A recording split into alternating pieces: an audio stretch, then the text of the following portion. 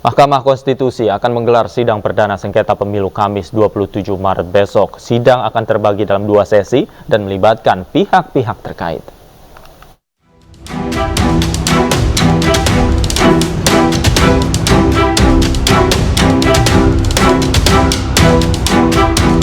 Mahkamah Konstitusi akan menggelar sidang perdana sengketa Pilpres 2024 hari Rabu, 27 Maret 2024.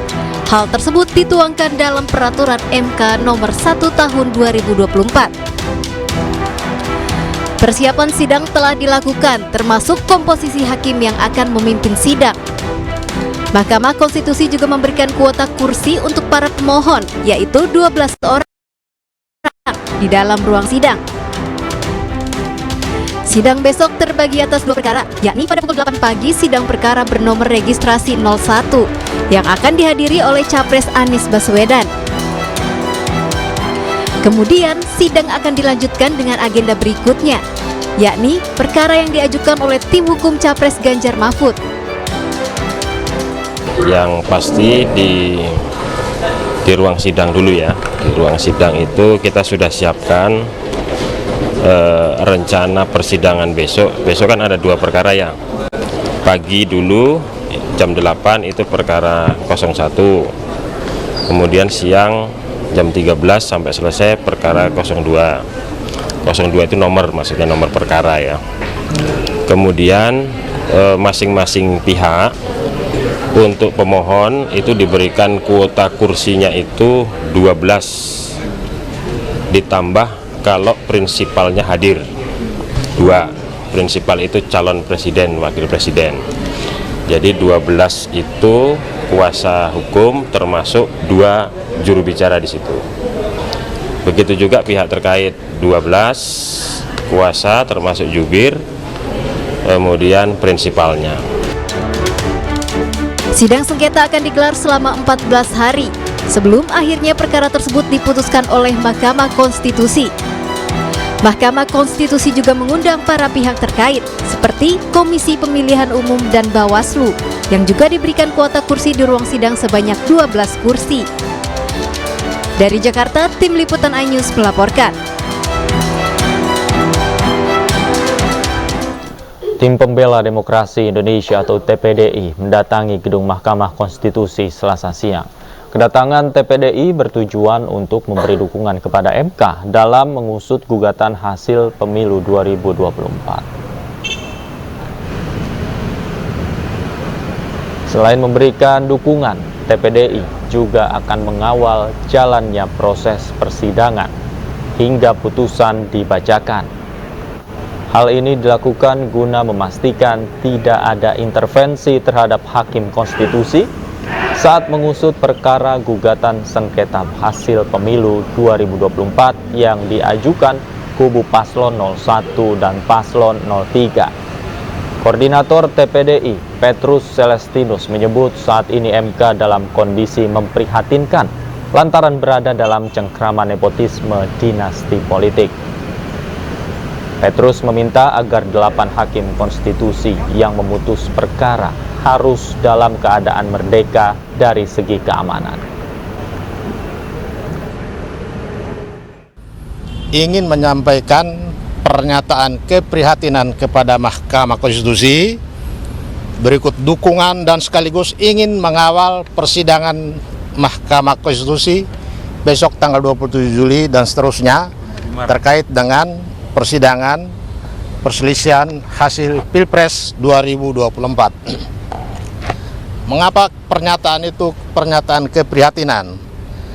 Karena kita semua tahu Mahkamah Konstitusi sejak perkara 90 PUU 21/2023 sampai saat ini masih berada dalam cengkraman nepotisme. Kita memberikan dukungan dalam keadaan seperti itu, mereka harus tegak lurus. Dan kita kawal. Karena apa? Karena monster nepotisme itu masih ada di sini. Setiap saat membayangi 8 hakim konstitusi yang kemarin itu sempat ribut sampai saat ini belum terselesaikan. Tim hukum Prabowo Subianto dan Gibran Rakabuming Raka mendatangi gedung Mahkamah Konstitusi. Mereka datang untuk menjadi pihak terkait dalam menghadapi gugatan sengketa Pilpres 2024 yang diajukan kubu Anies Muhaimin dan Ganjar Mahfud di MK.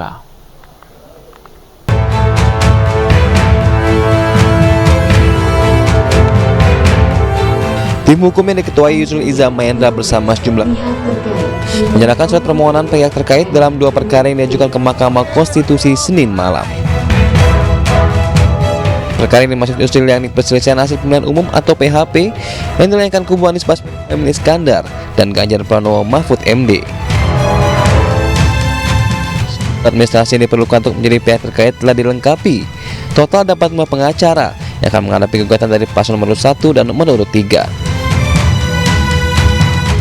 Selanjutnya, mereka akan menunggu putusan MK untuk menerima atau tidak menerima tim pembela Prabowo Gibran menjadi pihak terkait.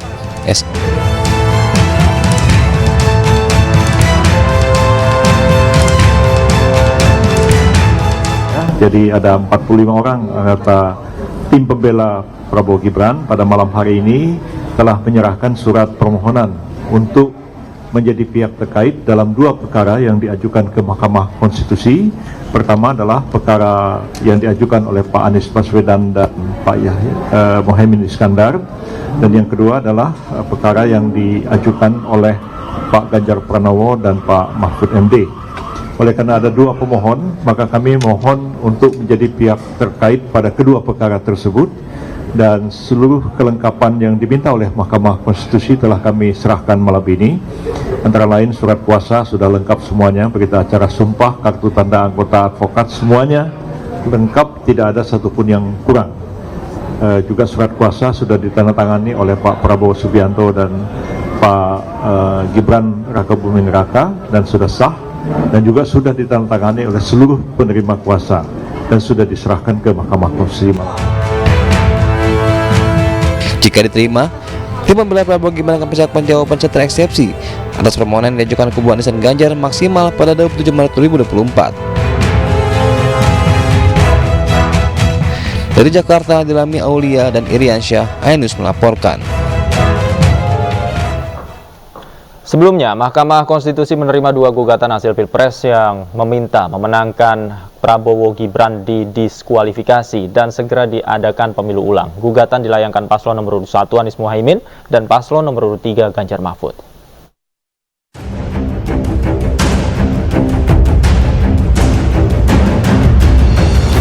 Capres-Cawapres nomor urut 3 Ganjar Pranowo Mahfud MD menggugat hasil pemilu presiden 2024 ke Mahkamah Konstitusi.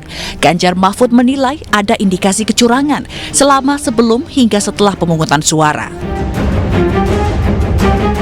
Tim hukum Ganjar Mahfud resmi mendaftar ke Mahkamah Konstitusi Sabtu pekan lalu. Mereka membawa tumpukan berkas berisi surat permohonan setebal 151 halaman beserta daftar bukti dan saksi. Ada 30 saksi dan 10 ahli yang disiapkan untuk hadir di persidangan.